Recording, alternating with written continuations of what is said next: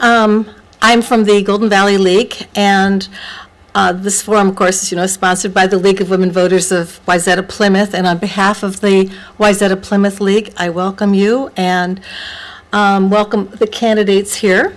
The purpose of the forum this evening is to provide an opportunity for you to hear the candidates discuss the issues face to face and to ask the questions that are important to you. The views expressed in this forum are those of the candidates alone and not the League of Women Voters, and the sponsorship of this debate is not an endorsement of the candidates or any political party. The Minnesota House of Representatives, District 33A portion of the forum will not be held because incumbent candidate Jerry Hertaus was unable to participate in the forum this evening. The candidate Todd Mickelson, however, is here and available to answer questions after the forum. Todd Mickelson is DFL and Jerry Hertaus is GOP. The rules for the forum this evening are as follows. Each candidate will be allowed 2 minutes for an opening statement and 2 minutes for a closing statement. And during these times, a good idea to state your experience and your platform and objectives. A 15-second warning will be given before the total time has elapsed. Can you see the 15-second card there? And then candidates, please finish your sentence as quickly as possible when you see the stop sign or you will be interrupted. Opening statements will be given in alphabetical order and the questions will be answered in a rotating order. I'll alternate between 44A and 44B back and forth, and we'll make it so that the same candidate will not have to respond the first time each time. Answers are confined to 1 minute unless designated by the moderator. No references of personal nature will be tolerated, and a person's record may be examined, but not their character. These forums are made available to encourage the voting public to focus on the issues, and we ask that there be no demonstrations of support or opposition to the candidates or their positions, and that all candidates be allowed their full time to get their point across. We'll thank the candidates with applause at the end of the evening, but let's just, for a little welcome, let's give them a real quick round of applause.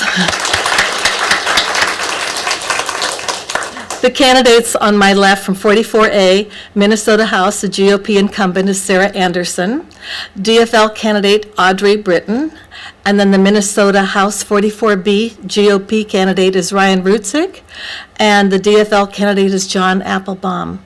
And we'll begin tonight's forum by calling on Sarah Anderson to give her opening statement. I'm State Representative, is this on? No, just press it on, yeah. I'm State Representative Sarah Anderson, and I'm proud to serve Plymouth residents. And I've been getting things done for Plymouth. I passed legislation to expand Highway 494 through Plymouth. I also reached across the aisle and got the Hollydale Power Line bill that protects homeowners passed. In addition to that, my record proves that I have a record of helping out our job growth here in this state, as well as making government smarter and smaller, and also making sure that we have good quality schools and putting our students first. On job growth, I've worked on a bipartisan measures to increase job growth within our high-tech job sector. I also supported legislation to free up cash flow for our small businesses. And I also have been a huge advocate in making sure that we have tax policy that makes our state friendly to business and job growth here in the state of Minnesota. When it comes to the issue of making government smarter and smaller, I carried legislation that gave tax relief to low-income and middle-income families here in the state of Minnesota. I also stood firm against the legislation that would have increased your cost of child care for parents here in the Plymouth area, as well as providing property tax relief for Plymouth residents. As far as our children go, lots of different things. I happen to have a first grader at home, and so this is an issue near and dear to my heart. And for our schools, I supported all-day kindergarten funding. I also carried legislation to increase funding for early childhood education for at-risk youth. I also supported efforts to make our class sizes smaller and keeping the best teachers in the classroom. I have been endorsed by the Chamber of Commerce, the Twin West Chamber of Commerce, the Minnesota Chamber of Commerce, the National Federation of Independent Businesses, and I have been participated in and invited to attend the No Labels and Gridlock session in Washington, D.C., and I have been married for 18 years to my husband Paul was a public school teacher, so that goes really fast. Thank you. You did it. Thank you. All right, Audrey Britton. Hi, I'm Audrey Britton, and obviously I'm a candidate in 44A. Just a quick background on myself. I was born and raised right here in the western suburbs. My husband and I have raised 3 college graduates who are all working in their field, and every time I say that, I have to knock wood. I'm running for office because I believe we need someone with experience outside of politics, that if we're going to have someone represent us, they need to have some of the similar experiences that most of us have had. I've had leadership roles in a nonprofit, transportation, and the Fortune 500 world. And after an international job, my husband said, okay, that's enough. So I'm home now, and I've had my own small business for about the last 6 years. I also believe that if we want our folks at the Capitol to focus on us rather than to focus on the parties, they should have a proven track record of serving our communities without any benefit to themselves. And if you look at some of the literature I've left, I can't help myself from volunteering and organizing. I think I've been doing that since about the 3rd grade, and a lot of that is thanks to my parents and my mom, who was a league member herself. She encouraged all of us to be very active. And by the way, I meant to thank everyone for being here in the beginning. We are a government of the people, by the people, and for the people. So thank you for skipping the football game and coming out in the rain. And I'm just thrilled to see everyone. And thanks to the league, too, for being here. But anyways, I interrupt myself. So right now I have a record of public service experience serving our community. I'm on the board of Small Business Minnesota. I've been on several other boards, and I have worked with Habitat for Humanity, Courage Center, Big Sister, a bunch of organizations. So again, I think it's important that people have a history of serving our community before they go down and become elected officials. Thank you. Thank you. John Applebaum from District 44A, or 44B, I'm sorry. Hello, everyone. I'm John Applebaum, and I'm the DFL nominee for State Representative in District 44B. Before going any further, I want to thank the League of Women Voters for including me and putting on this forum. Thank you to everyone in attendance here tonight and those of you watching at home. You know, this community means absolutely everything to me. I was raised by this community. People here know me. They know my family, and they know our values. Many of these values were instilled in me through the excellent education I received at Hopkins Public Schools from kindergarten through high school. After Hopkins, I attended Vanderbilt University and then returned home to attend and graduate from the University of Minnesota Law School in 2010. I'm now a practicing lawyer, small business owner, and most importantly, an engaged man, and my fiancée Kate is here in the audience, as she always is, and is my #1 supporter. We intend to live in this community as well. I've wanted to enter public service my entire life, and I am so excited and honored for the opportunity to represent my hometown district at the legislature. See, I love our community, and I love our state, and I'm running for state representative because I want Minnesota to be the best state in the country, and I believe that it starts with improving our state government. And to me, that means 3 things. Number 1, creating the #1 education system in the United States, and I look forward to building upon the legacy that we have in this region of elected officials who are strong on education, like Senator Terry Bonoff, Representative Yvonne Seltzer, and Representative John Benson. Number 2, encouraging economic growth by supporting workers, small businesses, and entrepreneurs. And 3rd, maintaining the highest quality of life so that our district and our state's best days are yet to come. I will be honored to represent you. Thank you very much. Thank you. Ryan Rutzik of 44B. Thank you. Ryan Rutzik, running for 44B to serve Minnetonka, Woodland, and Plymouth. I want to thank the League of Women Voters for hosting a wonderful event this evening. I want to thank John as well as the other candidates running in 44A. I am, as I mentioned, Ryan Rutzik. I'm a small business owner. I'm a father. I'm a husband. I am adamantly in love with the district we live in. I love Minnetonka. I love Plymouth with all of my emotions. I do believe, though, that we need to address some serious issues long term. We need to make sure that we have proper strategic planning, and that I'm here to focus on three primary things: education, transportation funding, and the way we're spending and our fiscal policies within our state. Spending and taxes are directly related to one another. And if we can focus on the spending that we've had, last year we had the largest spending increase in the last 30 years. The year before that, we had the largest tax increase in our state history.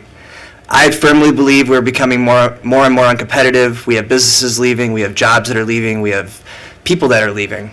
And with an aging population, with rising healthcare costs, with a very hefty transportation funding gap of between $5 and $12 billion, with an unfunded pension fund that ranges between $10 and $17 billion, and uncertainty with federal funding, we need to make sure we have a strong future ahead of us. It's not where we're at today, it's where we're going to be in the future.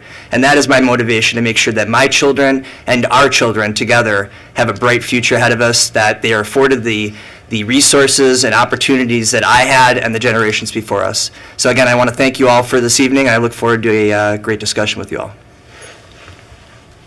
Thank you. Now that we've finished the opening statements, we'll begin with our first question. And we will start with Ryan Rutzik. And here we will start with maybe we'll start with an easier one. Just the first question. What are your views of Minnesota's online voter registration? I believe voter registration should be granted to all of us equal rights. I believe that we should make sure we increase the opportunities that people have to be able to vote. So I am, that said, I'm for any early voting, any efforts to make it easier, as long as we have the proper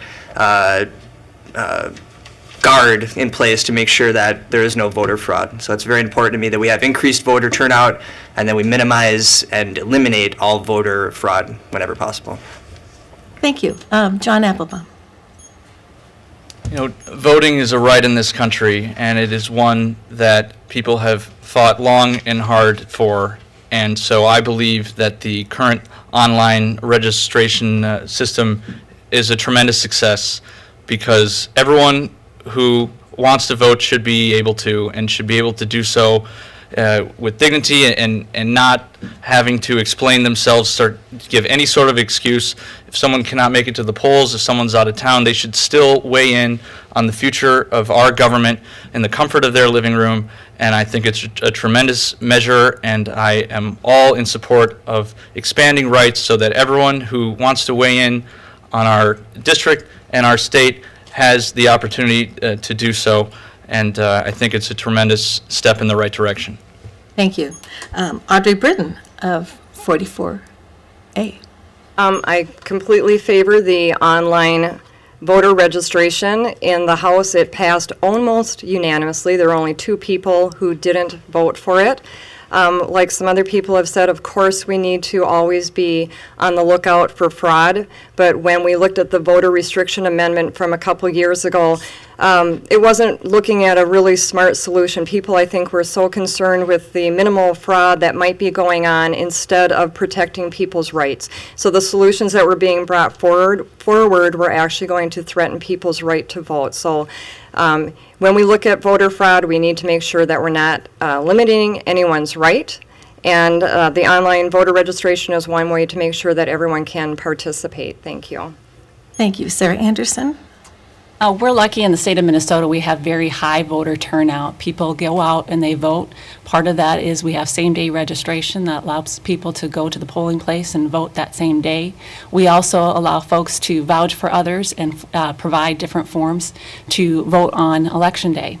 My concern with online voter registration comes with what we see in recent news. You don't have to look any further than Mincher and the snafu there, where they mailed out personal identification numbers, social security numbers of agents to a private citizen.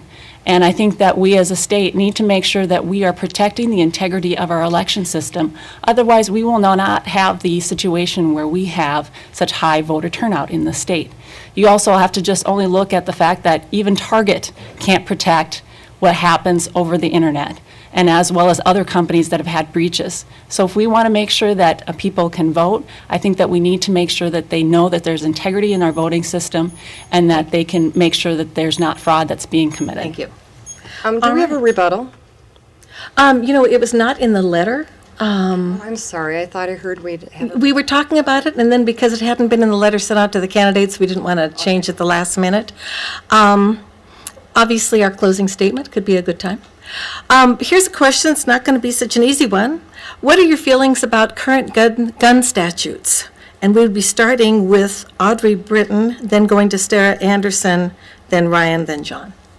I am going to mention one thing about online voter registration to wrap that up. Ms. Anderson was one of the 2 people who didn't vote for online voter registration, and for myself, I thought that was a little surprising, being that 130 some other legislators did pass that bill. So I'm glad that bill passed to open up the doors to make it easier for everyone to vote. Very glad to see that we're having a question on gun control and gun rights. I have talked to many people in Plymouth who are on opposite sides of this issue, and what I find just fascinating is, as I have talked to people who are gun owners, we are not so far apart. Gun owners, I have found in Plymouth, they favor background checks.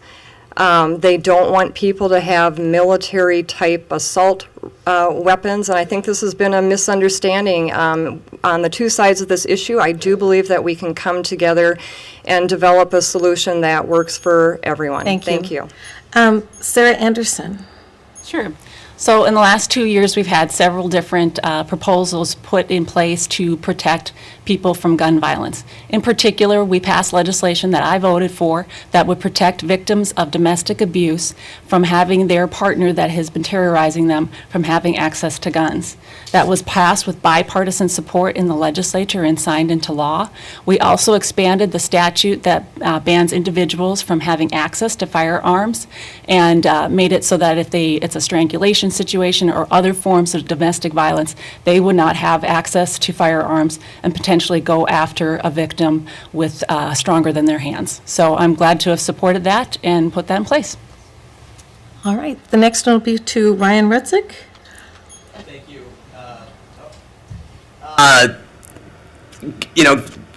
Gun ownership is a very important issue that affects us nationally and internationally as well. I admire and the efforts to pass such bills as the victims of domestic abuse to eliminate guns from being in the hands of those violators. I think the major issue that we have to look at is not so much the guns, it's the people and who actually violate those issues. So I like to see more efforts to limit firearms from getting in the hands of people with mental health issues, repeat offenders, and people that can harm others. So that's very important to me that we try to maintain those laws. Thank you. And John Applebaum. Gun violence is a huge concern, not just for Minnesotans, but for Americans. And our community is no different. I am a firm believer and ardent supporter of universal background checks. I believe in the measures taken at the last legislative session, to remove the ability of convicted felons to attain guns. And domestic abuse was mentioned earlier, and I work very closely with victims of domestic violence in my work as a volunteer attorney for the Tubman Pro Bono Safety Project, where I help women victims of domestic violence seek order for protection against their abusers. And gun violence is almost always involved.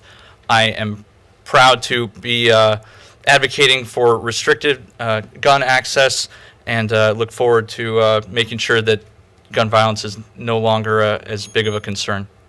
Thank you. And this next question will start with John Applebaum, then go to Ryan, and then go to Sarah, then Audrey. What is the importance of early childhood education and legislative responsibility for it? What is the importance of early childhood education and legislative responsibility for it? I believe that investment in early childhood education will yield better returns for our economy than any other investment that our government can make. It is of utmost importance that the government puts our youngest learners in the position to succeed. And I think the legislature did a tremendous job in increasing scholarships and grants for early childhood learning. And not only that, but providing for all-day kindergarten, which saves the average family $2,300 a year. In my work with doors and visiting with principals and teachers, there is no better time to reach our students than the time that they are 0 to 4 years old. That's when their brain is like a sponge. That's when we need to reach them, and we need to do everything we can to make sure they are ready to achieve, they're ready for the future, and that's going to be a big priority of mine when I'm your Thank you. representative. Thank you very much. Ryan Rutzik. Thank you. It's imperative that we have children that are prepared for elementary school. I'm a firm and ardent supporter of the early childhood education. We need to be able to give children that have limited resources the rights to be able to have basic understanding of classroom, lesson. We need to make sure we have children that are prepared with reading and understand the certain elements ready for elementary school. So I'd like to see potentially more legislation that would support and fund early childhood education. But it's not just the funding. We also need to make sure we have more mentors in place that can really help the child from at their home, at their school, at their after-school activities to make sure it's fully successful. Thank you. Sarah Anderson. Sure. As I mentioned in my opening statement, I authored legislation to increase early childhood education scholarships for at-risk youth. As studies show, having that kind of support for children makes them more prepared to enter the classroom when they get to kindergarten. And I think it's a crucial element for us to prepare our students to be successful, not only on the short term, but on the long term in their academic career. So huge support. All right, Audrey Britton.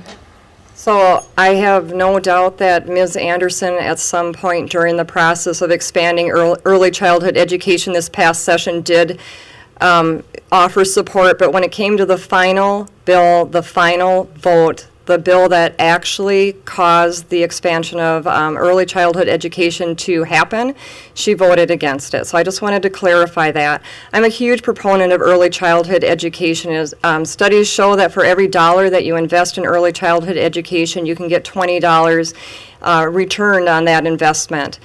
We need all of our children to have an equal opportunity, to have a good start to their education. Every child has the right to reach his or her full potential, and early childhood education is a good start to that. One part of early childhood education that gets overseen a lot is its early childhood and family education. So sometimes parents need help understanding how to help their kids with homework and how to help their children be successful. Thank you. Thank you. Our next question, and we will be starting with Sarah Anderson. What are your priorities for funding transportation projects between funding for roads, bridges, light rail, or public transportation? Sure. A couple of things I'd like to address. Had I supported the final education bill, as my opponent had mentioned, I would have also been voting for an extension of the school funding shift and adding to that burden of $52 million. I would have been doubling the standardized tests, something that Governor Dayton came out later and criticized. So I'm glad I didn't support that bill. I supported the measures that are important, that's early childhood education. On the issue of transportation, last year I was in this very room and I was awarded the Suburban Transit Award from the City of Plymouth and the Suburban Transit Association. Very happy to get that. As I mentioned earlier too, I passed legislation to get the Highway 494 expanded here in the state of Minnesota. I've supported several different measures that would increase funding for our roads and bridges in particular, rather than spending it on things like the $90 million Senate office building.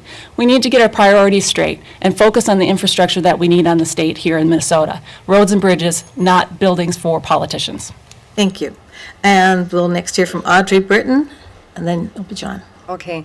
So I've had 13 years of transportation experience. I understand transportation. I've held leadership roles in transportation. I was named the state's Transportation Advocate of the Year.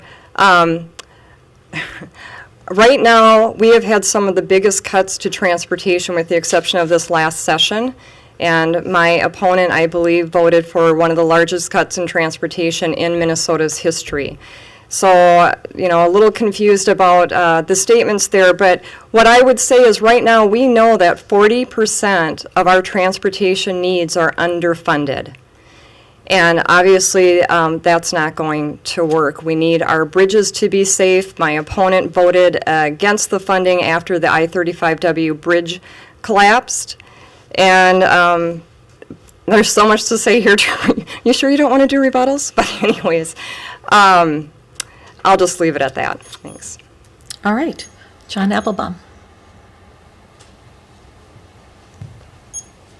Well, we have a infrastructure problem in this state. We have many needs for improvements, whether it's roads and bridges or a more broadened transit system that will include multimodal systems of transportation. What we need to do is build a coalition and pass a truly comprehensive transportation bill that can address all of our needs. That means fixing the roads and bridges so that people in this room and watching at home can spend more time at work or with their families and not sitting in traffic frustrated. But we also really need to consider the future of our state, and we need to be regionally competitive. We need to build a 21st century multimodal system that will allow us to attract talent and grow economically and make it so people want to come to Minnesota, want to start companies here, because it's easy and affordable to get to work and to get things done. Thank you. Ryan Rutzick. 66% of our commerce is transported on roads. 89% of our workforce uses roads. I definitely like to see roads and bridges to be a top priority. Just at the minimum, to do what we're doing right now, it's going to cost us $5 billion. To really do a top-notch, state-of-the-art funding, we need to have over $12 billion. It's a serious, serious amount of money. And I would like to see us do this, of course, not without raising taxes, but I do believe we need to be practical in how we're going to do that. In addition, I believe firmly that we need a multimodal system, both rapid bus transit. We need to increase access to certain rural highways, which are way underfunded as well. So I firmly believe we need to be responsible and have a strategic goal to move forward. All right. I'm going to just in the middle of this interject a couple lightning round questions. One where you just say yes or no, and we'll see how it goes. And we'll start with Ryan Rutzick. Do you believe in term limits? I believe firmly that this, is yes or no? Okay, yes or no? I do. Yes. Yes. We have term limits November 4th. Okay. And then the second one, would you support a increase in gas tax to help fund building roads? And we'll start the other way around, starting with Sarah. Shouldn't it start with Audrey, though? Let's see here. Let me just do this correctly. We'll go with Sarah, then Audrey, then John, then Ryan. Okay. No. Okay. I got to tell you, yes/no questions are so hard for me because it's never black and white, but I'll just say yes. No. Okay. Now that we did that for a little interest, we'll go back to our regular questions. And now it gives you something more to talk to the candidates about afterwards. What criteria, and let me tell you who we're going to start with. We'll be starting with Audrey Britton this time. What criteria would you use to decide whether or not to vote on large bonding requests, like a new building? The Senate office building is what you just said, like the new building? Said like a new building. Well, I'm assuming that's I'm just reading the question. I was very concerned with the building of the Senate office building as well. Anyone who knows me can tell you I am a fiscal conservative, and I don't like one dime spent that shouldn't be spent. So what I wanted to see with the Senate office building is alternatives. Can they be housed someplace else? Can we split up where they're going to office. And it was probably the next day that the House Minority Leader, Aaron Murphy, came up with a whole list of options that they had explored. I'm not that close to the issue, but my understanding is that they could not find other options. The one thing I would like us to do more of is review all of our programming and all of our spending on an ROI, set goals, and then what's the return on investment that we expect to get from that spending. Thank you. Our next one will be Ryan. Could you repeat the question, please? Yeah. What criteria would you use to decide whether or not to vote on large bonding requests? Did I hear from Sarah? I don't think, I'm sorry, I didn't hear from Sarah. Okay. Then we get to you, John. Well, I think the Senate office building is a prime example of how we should not be spending state tax dollars. We are, with that building alone, spending $1.3 million per senator just so they can each have a window office. That is not what we should be doing with our state tax dollars. We're spending $6 on government buildings for every $1 spent on roads and bridges. That is not how we should be spending our tax dollars or be putting together our bonding bill. We need to get our priorities straight. The state is responsible for infrastructure. That includes roads and bridges. That doesn't include buildings for politicians that cost $1.3 million per senator. So I think that's a pretty easy thing to figure out, and I'm surprised that that passed in the last 2 years. All right. And then we go to Ryan Retzik and then John. Thank you. Absolutely. It's pretty amazing that even passed, frankly. And I think that it harkens back to getting more balance within our state government to make sure that we can talk policies through properly, understand the issues and address them. And this was one thing that just was pretty distressing from a citizen's perspective, and using our taxpayer dollars. As Senator Anderson said, it's $1.3 million per senator. So I'm pretty disappointed with that. John Applebaum? Well, budgets and bonding requests reflect priorities. And to me, the priorities, not just for our district, but for Minnesota, are infrastructure and job creation, putting people back to work. And so those are the two main areas I believe we should be concentrating on in the next biennium, so we can build our economy and encourage economic growth. And there should be a cost-benefit analysis to all these requests, because there's a limited amount of money. We have to spend it carefully, and I'm going to be sure that we do.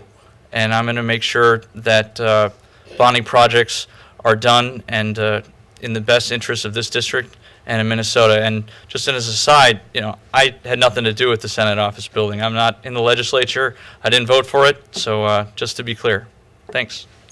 All right. Here's our next question. We'll be starting with John Applebaum, then going to Ryan. What is the role of state funding in higher education? What approach would you take to balance between the University of Minnesota and out-state branches? One of the reasons I want to serve my community and my state is to improve people's lives.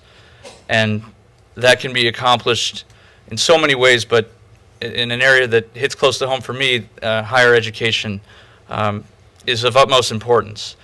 And I am very proud of the fact that in the recent legislative session, we extended tuition freezes for University of Minnesota and MnSCU for the next few years, so that people that want to advance their educational careers in-state can do so in an affordable manner. And one of the legacies I'd like to leave this district is to ensure that every single person that wants to pursue their education can do so without the burden of excessive debt. And that means being easier on student loans and encouraging people to continue their educational growth. Thank you.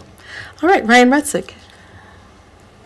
Tuitions have gone up, double in the last 15 years, and I'm very concerned about the tuition costs and the burden it's putting on students that are leaving college and the massive amount of debt that they have. We continue to fund year after year to the University of Minnesota as well as other MnSCU schools, and I want to make sure that the money's being wisely spent, but I certainly want to support our students whenever possible to advance their career and make sure that they get out of college with limited amount of debt. All right. Sarah Anderson. A couple of different things. So I supported a tax credit for college loans and tuitions. So helping out parents and students that have college loans and tuition to give them that tax break. On top of that, I supported measures that would have cut administrative bloat within the University of Minnesota system and the MnSCU system by 6%. And you probably have read the articles, they've been posted as far away as the Wall Street Journal, talking about how the University of Minnesota in particular has some of the highest administrative costs across the nation. And so that amendment in particular was to address some of those issues, because when you have that kind of high cost, that is passed on to the college student with tuition prices and driving up that college debt that everyone is concerned with. So that's why that's why I supported some of those measures, as well as some other things too. For our veterans, I supported scholarships for them when they return home from battle, and making sure that they can start off with training in a college institution that puts them in good paying jobs. Thank you very much. And then Audrey Britton.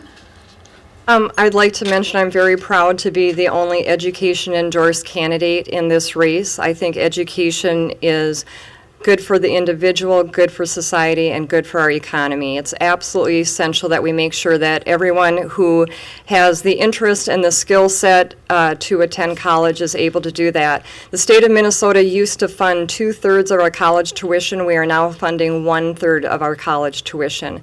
We need people to be able to graduate from college without being overly burdened with debt. And, I need to mention that we froze college tuition, but again, on that final vote for the final bill that made that possible, my opponent voted against it. All right, thank you. Well, our next question will begin with Sarah Anderson. And the question is, how would you address Minnesota's racial, economic, and educational disparity? A couple of different things. As I mentioned earlier, I supported and carried legislation for early childhood education scholarships for at-risk youth, and that helps people in a low-income situation to help them be successful and get a good academic start to their career. Other things that I've supported on the economic side is just overall job growth here in the state of Minnesota, from supporting high-paying jobs to the high-tech job sector, as well as giving tax relief to low-income and middle-income families here in the state. Other issues, too, that I've supported is making sure that our businesses can expand job growth here in the state of Minnesota, and that's going to help everybody that is looking for a job out here in the state. So there's several different measures that I've supported to make sure that people in the state have access to good-paying jobs, have access to a good quality education, and can experience and achieve the American dream that we all strive for. Thank you. Audrey Britton. I think it's one thing to say that you support something, and it's another thing to do the work to make sure that whatever it is you support gets the funding that's needed and can be implemented. And again, I just keep coming back, that final bill that funded these wonderful programs that we're seeing, all-day kindergarten, the expansion of early childhood education, the tuition freeze, we're all in that omnibus education bill that my opponent voted against. How do we address the achievement gap? Obviously, I'm glad to hear, by the way, that it's being tied to the employment gap, because Minnesota also now has the nation's worst employment gap. Obviously, that comes out of the achievement gap that has been going on in our state for many years. One thing that we need to understand with the achievement gap is that it's a complex problem. Right? It's not just children who aren't doing well in school, but why aren't they doing well in school? And we can't blame the teachers, and we can't keep blaming funding. We have to understand that we need to take a comprehensive approach, because this is a problem that has to deal with whatever it is that interferes with the child's education, whether it be hunger, safety, instability in housing. Thank you very Thank much. you. Sorry, I was trying to Oh, get through here. absolutely. Okay, John Applebaum. So the achievement gap is a large problem that is not easy to solve, but I think the key to attempting to solve it, and I believe we're headed in the right direction, is to increase our commitment to early childhood education. As I mentioned before, that is the key to reaching our students when they're the youngest and when their brains are like sponges and they are most likely to, that's the key in their whole cognitive development is early childhood education. That's the best investment we can make, and with all-day kindergarten, with increase of wraparound services, smaller class sizes, and individual attention in classrooms, that's going to really make a dent in our achievement gap. Regarding economic disparities, I mean, raising the minimum wage and passing the Women's Economic Security Act so that women and men earn the same pay for the same job is another start, but we have more ways to go. We need to make sure that families and women are treated equally and can Thank you. achieve the same type of success that Thank we you. all deserve. Thank you. All right, Ryan Ritzik. The achievement gap has come about, generation after generation. It's worsening with each generation. We do need to put, it's not just one issue or one item we put in place, it's many issues or items. It's early childhood education, it's wraparound services or mentoring, it's providing, proper nutrition for the underprivileged students. School choice is also another important element, that we make sure that children have access to the absolute best schools possible. With regard to economic disparities, we need to work together to make sure our economy is strong, to provide those good paying jobs, and to support those people that are in need to get on their feet. So I'm a supporter of affordable housing measures. I'm a supporter of mentoring programs with training programs, just to make sure that people start from somewhere and move on up. All right. We'll begin the next question with Ryan Ritzik. And the question is, and then we'll go to John Applebaum, in what ways do you believe the government can help prevent domestic violence and support victims of domestic violence?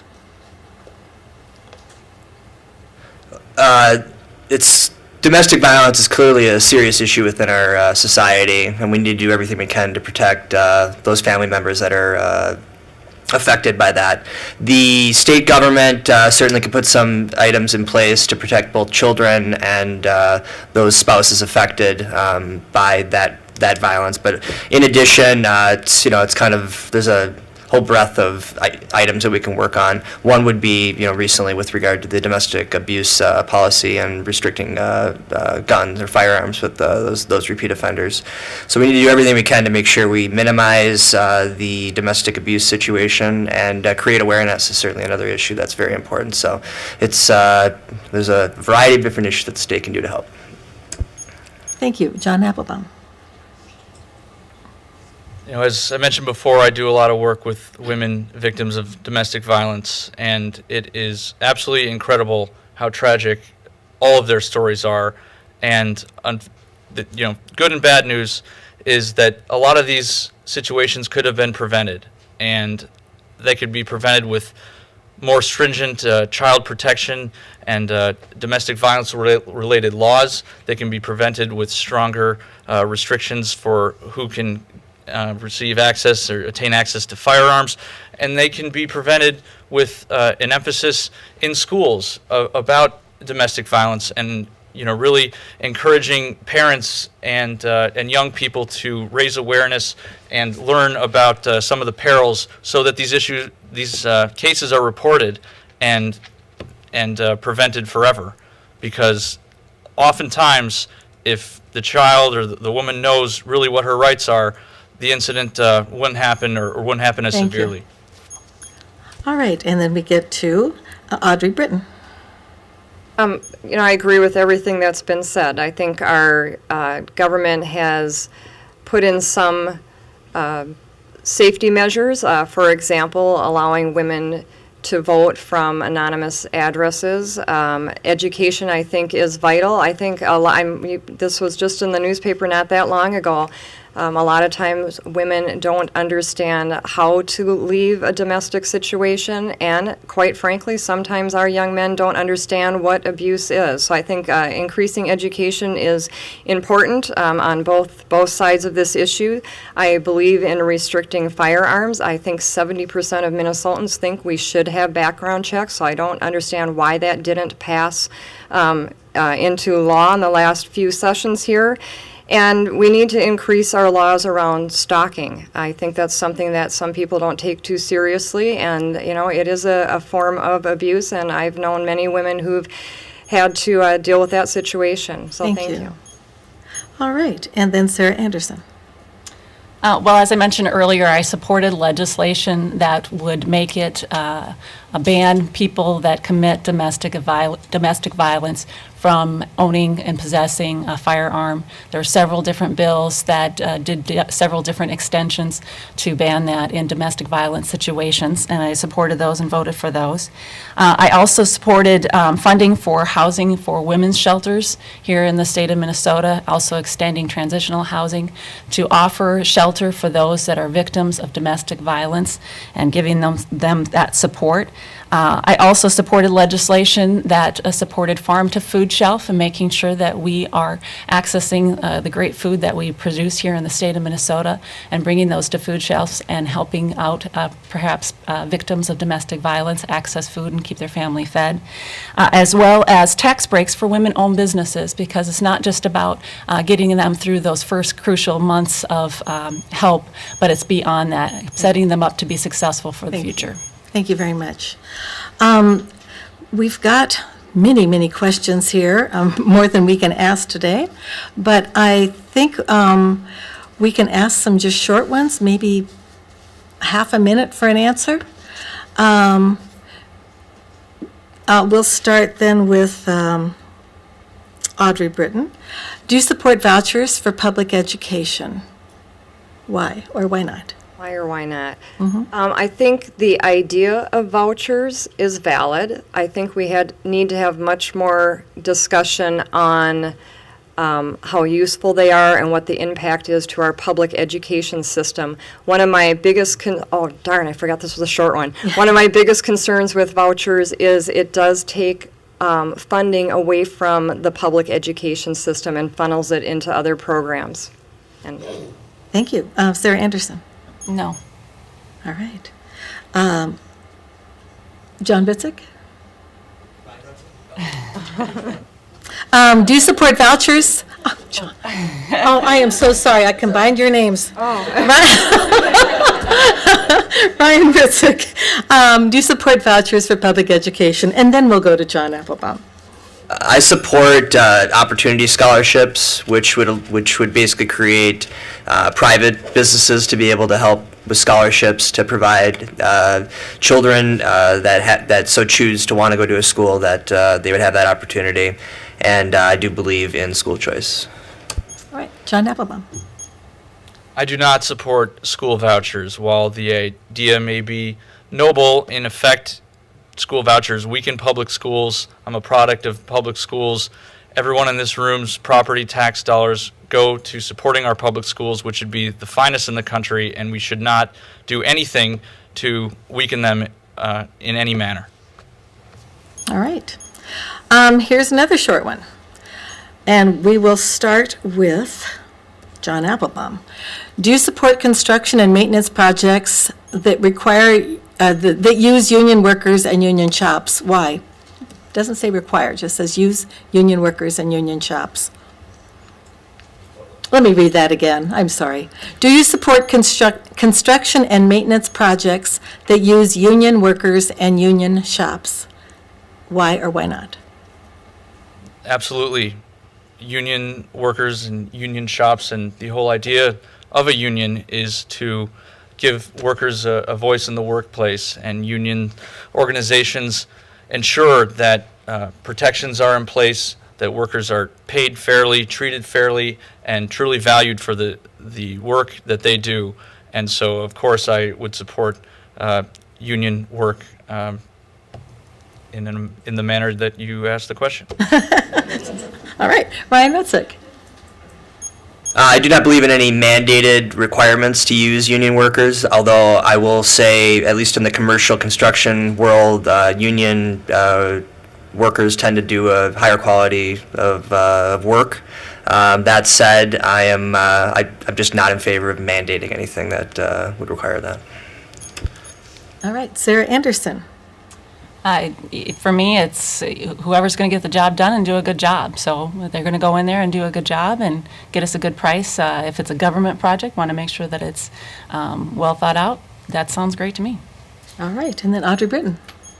I am both business and labor endorsed. I support our unions. I support our businesses. I don't think it's a black and white issue. I am a little concerned that I think sometimes we try to demonize unions when indeed they do serve a very useful purpose. We have to remember what our history is here in the United States. Before we had unions, things were pretty rough for the workers.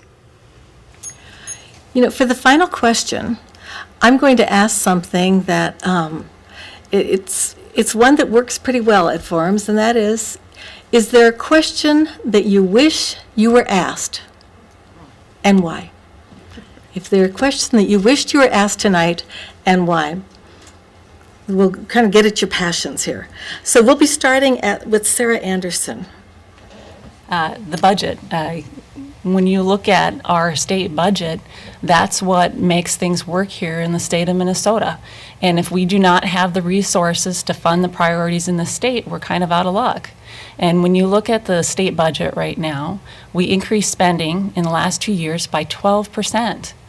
And you need to think about, is a 12% increase in funding and spending in the state of Minnesota sustainable?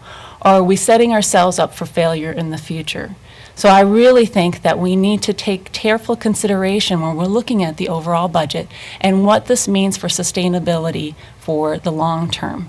And as I see the state right now and what's been evidenced from the Minnesota Management and Budget Office is that we don't have a sustainable budget.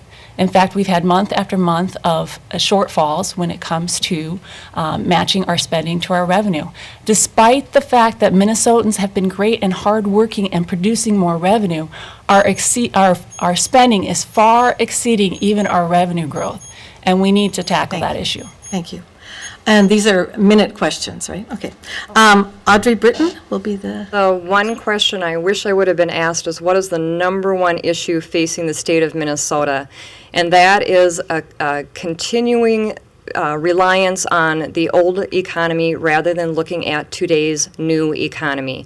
I see legislators time and time again trying to preserve ways that will do nothing to help us move into the future. And the future, I got to tell you, lies with small businesses. Small businesses are collectively the state's largest employer. We employ 52% of the workforce. We contribute almost 50% of the GDP. Small businesses tend to hire. They are hiring more right now. They tend to pay more. So we have 99% of businesses in Minnesota are small businesses, yet 99% of our business-related public policy focuses on the big businesses. I'm not against big businesses. They're my clients half the time. But we need to start looking at our small businesses, technology, and the economy of the future, not the economy of yesterday. All right. John Applebaum. One question I wish I was asked is, what can we expect you to be like if you are our state representative? And my answer to that in under 30 seconds is, you will not see anybody work as hard as I will, or exude more passion or excitement into the honor of representing this district. You know, I survived a DFL primary against two terrific candidates who are very well qualified, one a former U.S. diplomat and one a 10-year city councilman, because I worked day and night, knocking on doors, listening to constituents, replying to their needs, answering questions, and that's how I'm going to represent you at the legislature. No one's going to work harder. No one is going to have your back more. No one's going to be a stronger advocate than me. You can count on me. I am so excited for the opportunity to represent you. Thank you. And finally, Ryan Ritzik. I've not been asked, why are you the best candidate? So I'd like to go into that. I believe I'm the best candidate for 3 reasons. One, I'm a proud parent of 2 boys, and I adamantly plan on raising and schooling our kids in the district at public schools. 2, I am pro-business. I have been endorsed by the Minnesota Chamber of Commerce, the Twin West Chamber of Commerce, and the National Federation of Independent Businesses.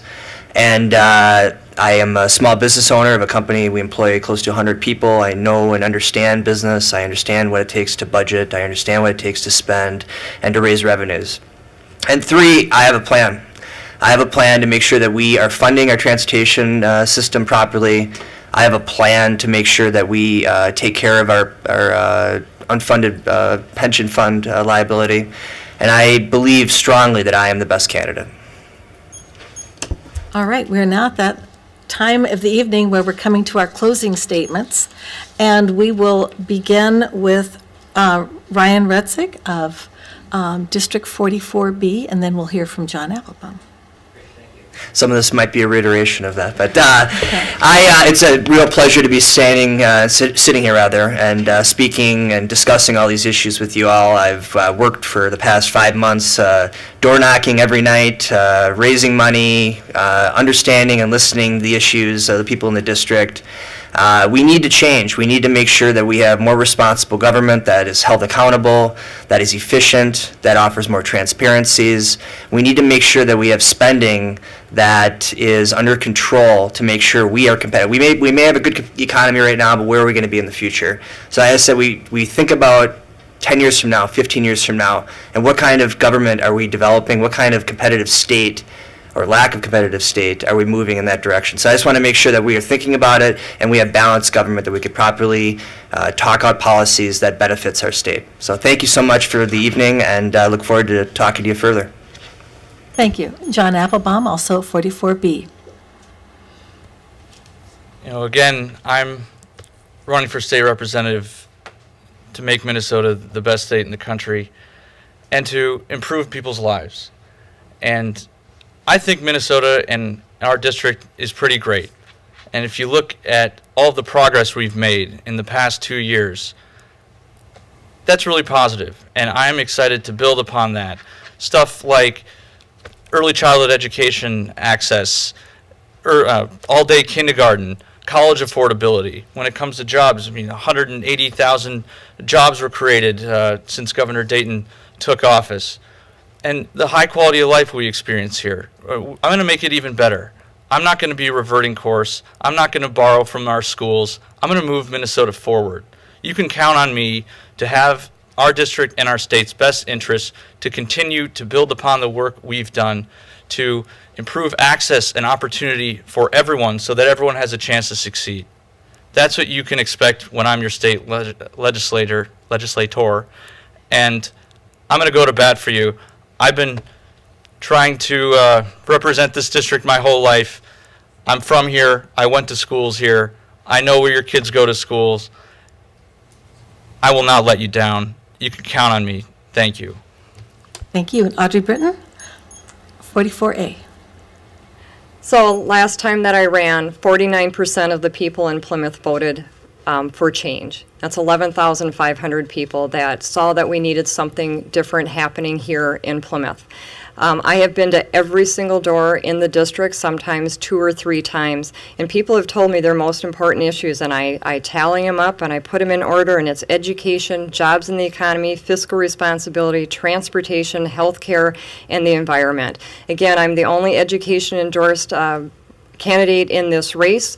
I've raised 3 college graduates with my husband, and I know the importance of education firsthand, but I also know that education is vital for the individual, for our society, and for our economy. Jobs in the economy, I'm the only candidate in this race that has extensive business experience. I want to get into that legislature and remove all the ideology about what actually creates jobs and tell people and help them understand what really does create jobs.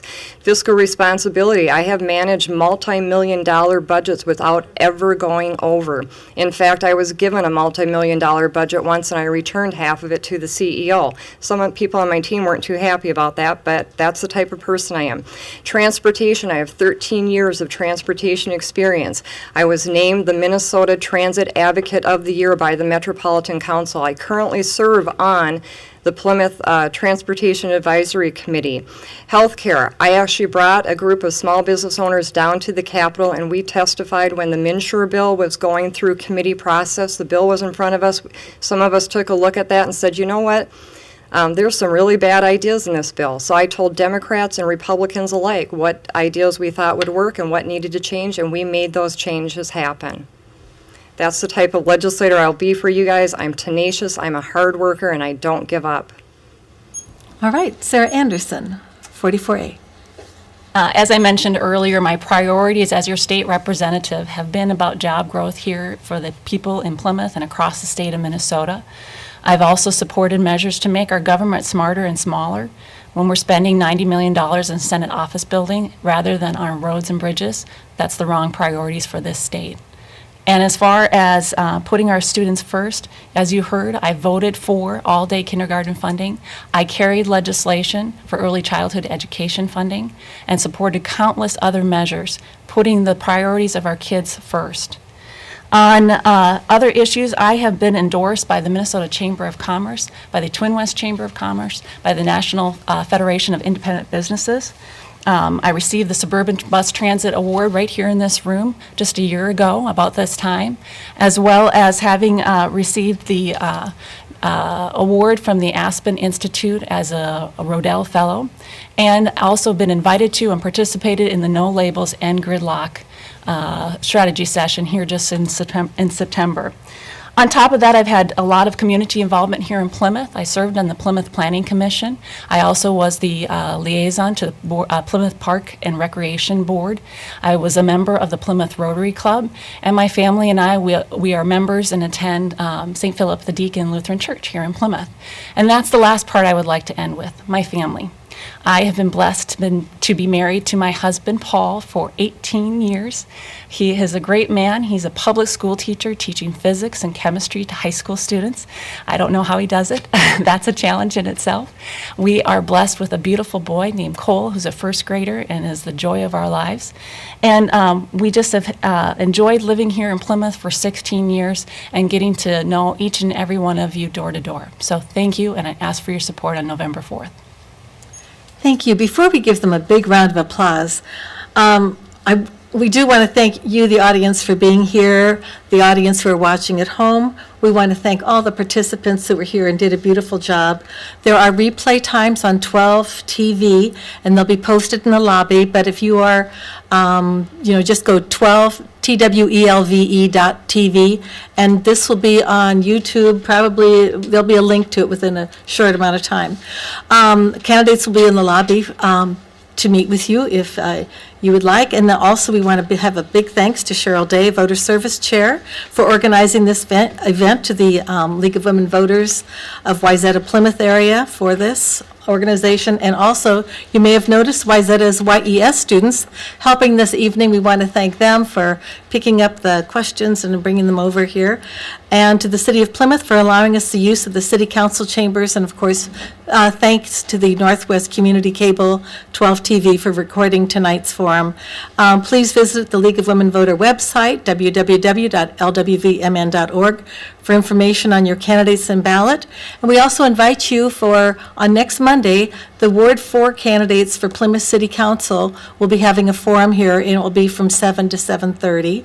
And then also the Secretary of State Candidate Forum, sponsored by the State League of Women Voters, will be held at the Augsburg College at the chapel on Riverside Avenue, and that's October 28th at 7. October 27th, or 22nd, Wednesday, I'm giving a plug for Golden Valley, is holding one for the Hennepin County judicial candidates. That forum will be from 7 until 8:30 at Golden Valley City Hall. So once again, thank you for coming. We encourage you as members our members as individuals, and we also encourage each of you to get involved in the community and the political party of your choice. Remember to vote, and the polls are open from November 4th, by the way, Tuesday. Polls are open from 7 in the morning till 8 at night. Now we can give them a big round of applause. Thank you.